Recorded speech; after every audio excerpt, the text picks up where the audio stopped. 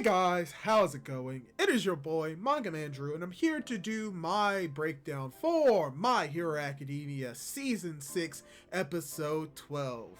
And to dive right into it, this episode, titled The Threads of Hope, covers approximately 3 chapters, chapters 292, 293, and the first 8 pages of 294. And the episode actually starts off with a little bit of fluff, because we have a new scene of Deku pretty much trying to remember and recollect everything that has happened more or less within the first 11 episodes of this season. And how it's more or less a way to save on money and animation, most likely for this episode, but as well as to give context to how far the heroes have come from the first part of this entire arc up until now, and all the trials and tribulations they have gone through.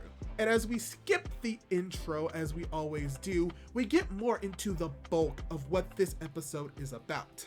And something I want to break down first of all is the first part of these new pieces of information that we get, which is more or less expanding on the best Jeanist part and what exactly he did right before he was able to wrap his wires around Dabi. And we see that he is on a plane actually listening to what Dabi is saying, which is broadcast all over Japan, as we see a very well animated scene of Best Jeanist allowing for these wire cables to shoot off the plane, as we see that he runs off and jumps alongside them. And this isn't very clear in the manga that he actually did this, but we can infer that that was the case. But it's very great that we were actually able to see this animation in action, and how it was cut right into where we saw last episode of Dabi using his prominence burn right before he is able to be captured by Best Jeanist. And that leads into another smooth transition to Best Jeanist's quirk being revealed. Or should I say retconned, because in more or less his quirk has been retconned. Because in this anime episode, we see that Best Jeanist's quirk, Fiber Master, allows him to control fiber. However, when we first get introduced to his quirk, it was more specific that he can only control fibers within clothing, which makes sense for the retcon because metal wires that were sent from the plane are not a part of clothing, go figure. So that's something that I wanted to bring up right before we actually get the title card of this episode. And immediately after that, we do get some interactions between Dabi and Best Jeanist. And for the most part, a lot of what this episode contains is a lot of fun interactions between Dabi and the other heroes. Whether or not it's Endeavor or Shoto or Deku, there are some fun interactions to be had with Dabi as well as the other members of the League of Villains. And I would like to point this out that there's going to be a lot of mentioning of the fight between Shoto and Dabi in this episode, because there are multiple moments within this episode that have very well animated scenes of these two characters fighting, and I will be pointing them out as we go. And after we've gotten more of the first interactions between Shoto and Dabi, we do get some lines of dialogue from Spinner when it comes to how Gigantomachia is very good at following orders, and how it implies that he is very interested in the idea of being someone that is very similar to Machia when it comes to following orders, and how following those orders gives those individuals a boost in morale to a sense and an actual purpose. And most likely than not, this is going to be hopefully tying into Spinner's character later on down the line when a lot of the stuff that we are going to learn comes more into the light. So that is something that happens in the story as we see the villains trying to wake up Tomura Shigaraki, and as that is happening, we also get a scene of Nejire coming in to try and defeat the villains, but is defeated handily by Dabi in a very gruesome scene in the manga, but not as gruesome as in the anime. She's a lot less burnt in this anime scene in comparison to the manga, which is something that the anime does and will constantly do within this episode when it comes to the fire and the flames of Dabi as well as Shoto, and how they're not really as prominent in the episodes as they are in the manga due to the fact that they are two different mediums. And speaking of the villains, let's talk a little bit more about Tomura and what he does in this episode.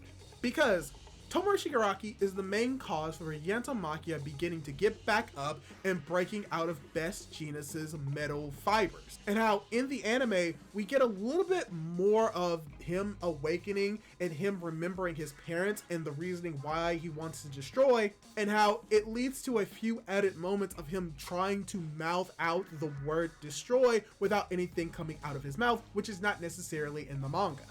So it's very cool that we're getting these smaller moments in these interactions that really adds to these moments as they were in the manga. And from here, we're getting a little bit more of that as we cut over from this fight to the other fights with the heroes. And for the most part, what we get is just a reused scene that we saw from last episode that is continued on while we see Burnin fighting against these near high-end Nomu, and how they begin to head towards the direction of Tomura Shigaraki due to Tomura Shigaraki giving orders. And as that is happening, Burning is about to be attacked by a Nomu, but luckily enough, a random hero comes in to help her in this moment. Now, in the anime, it's very obvious who this character is, and I'm not gonna hide it from you. It is revealed that Mirio has returned and is about to set foot on the battlefield, as we're going to get a little bit more into the next scene.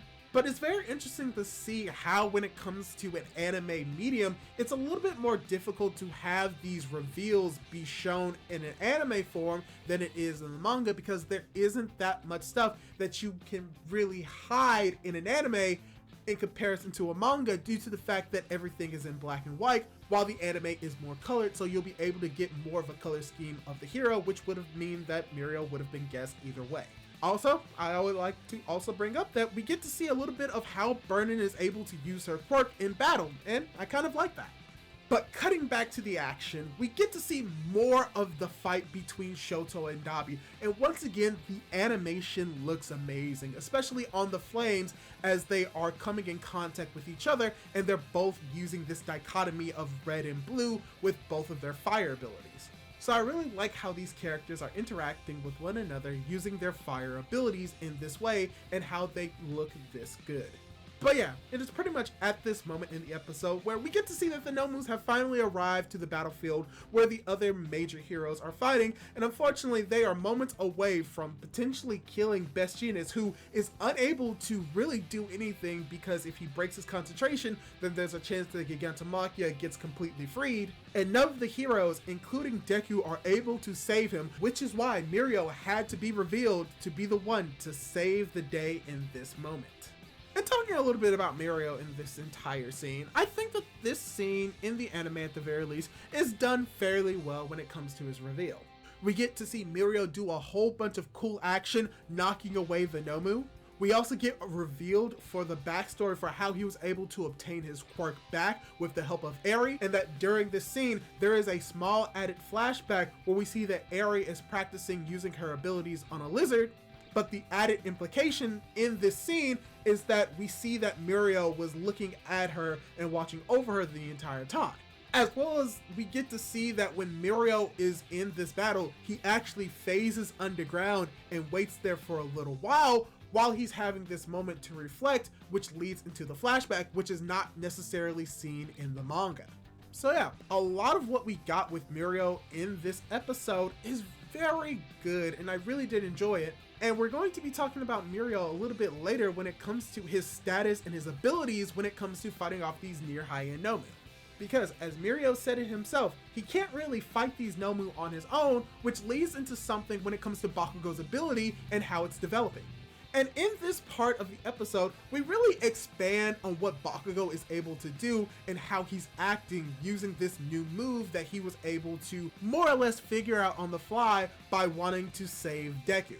And we see that his explosions in this state are completely different from his older explosions because they seem to be more powerful and have this rainbow aesthetic. And for me personally, I like the rainbow aesthetic because of the symbolism that this rainbow represents, and comparing it to the rainbow aesthetic of One for All and the colors that represent it.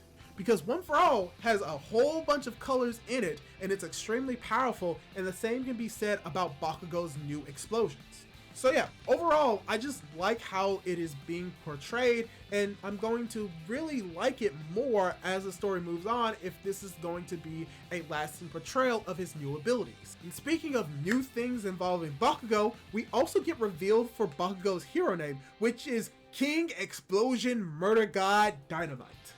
And it's done in a very bombastic moment with a bunch of fun reactions from certain characters reacting to his hero name, and overall, I think that this reveal was done fairly well. Bakugo couldn't reveal his hero name until Best Jeanist arrived back into the story, and now that Best Jeanist is here, this is the best opportunity for Bakugo to reveal his hero name. And I especially just like the pun of it being dynamite, which you know is also explosive, but also it ties into Bakugo's connection and admiration to All Might, Dynamite. I just really like that when it comes to his name. But even though Bakugo seems to be getting the spotlight in this moment, we do get to see other characters such as Ida as well as Nejire begin to pitch into the fight and fighting off these near high-end nomen. But as we were talking about those battles, we once again get another battle scene and moment with Dabi versus Shoto, which it seems less intense in the anime than it was in the manga, but this is a moment that we were all anticipating when Dabi is just holding and grabbing Shoto. And how this leads to a very amazing moment and a new power for Deku. Because Deku is able to eventually save Shoto from Dabi by using his new move, Black Whip Throppy style, where in comparison to what we got in the anime versus the manga, the anime does it slightly different. Both mediums have a flashback to Deku actually trying to learn or trying to create this move with the help of Throppy, but in the anime, it's a little bit more explicit because we see that Deku is specifically looking at Throppy and looking at her tongue when he's about to use Black Whip, which is better than what we got in the manga, which is very much not implied really. But speaking of changes, there's something else in the anime that is slightly different from what we get in the manga. And what is very similar is what we get when Endeavor is being brought up as well as Shoto, and how Deku thinks Shoto is his friend and Endeavor is his mentor, and that he notices that Endeavor is trying to change for the better even despite his failures in his past, and how the difference comes from what he says to Dabi in the anime versus the manga. In the manga, he pretty much says that you are not Endeavor, but in the anime, he makes more specifically a reference to what he said to Shoto during the sports festival, in reference to how Dabi needs to stop referring to his quirk as being Endeavor's, and that his quirk is his own, more or less the same line verbatim that he said to Shoto. And even though Dabi brushes it off, this is very something crucial that we need to realize, because at this moment, Deku was trying to potentially help Dabi the same way he tried and succeeded at helping Shoto, which is going to most likely build on to something that Deku is going to have a realization, if not later in this arc, within potentially the next arc. But even then, there are a few scenes of the heroes fighting against the other near high-end nomu, which is not necessarily in the manga, but something I want to bring up is this one scene where we're seeing Deku with a lightning bolt appearing on the side of his head and the indication that he is having a premonition involving Gigantomachia. Now, I'm not going to say exactly what this is, but this could be hinting at potentially a new power for Deku that may be able for him to sense things that are potentially dangerous for him or his surrounding areas. And I really like that this is potentially going to be how this new ability, if this is what you want to call it, is going to be acting, and how we may be seeing the precognition of this ability, which is not necessarily in the manga, but is heavily implied to be so. But as we see that Gigantomachia begins to stand up, we do have a very cool moment involving Endeavor. And that moment is that Endeavor strikes Gigantomachia, but it is done completely differently in the anime than it is in the manga. In the manga, he just straight up shoots towards Gigantomachia and hits him square on. But as we see in the anime, they do a sort of perspective shot. We are looking at Endeavor from the perspective of Deku. However, we are actually looking at Deku and we actually see a streak of fire in Deku's eye, which is representing Endeavor attacking Gigantomachia. So that was a very cool scene and I really did enjoy it, and it really just shows what the anime can do in these moments that the manga can't necessarily do. But as we see, Endeavor passes out from that attack, and luckily enough, Gigantomachia does as well, as we see that his eyes begin to close. And this is an implication that the anesthetic that was actually thrown in Gigantomachia's mouth is actually taking effect, as we have Mirio confirming that to the other heroes in this area. And as that is happening, we do get a slight expanded scene of more of the students helping out the heroes at the villa, which is a little bit more than what we got in the actual manga. But once again, we get the final time I'm going to be saying this, the fight between Shoto and Dabi. Once again, was animated extremely well. Nothing else I can really say about that. But before we really get towards the ending of this breakdown, there's one small thing that I really want to bring up, and it comes from a very difference in a scene in the anime in comparison to the manga involving Mirio. And how in the manga, Mirio is fighting off this near Hayanomu, and we see that there is a punch delivered by this near Hayanomu, and it appears to pass through Mirio and hits the ground, creating this massive attack. However, what the anime decides to do, and I think is also interesting, is that we actually get to see Mirio sending this Nomu flying, causing the crater to break up and destroy the ground as Mirio is phasing through it in a very well animated scene. And the implication is that Mirio may be a lot stronger in the anime than he is in the manga to actually do this to this near Hayanomu.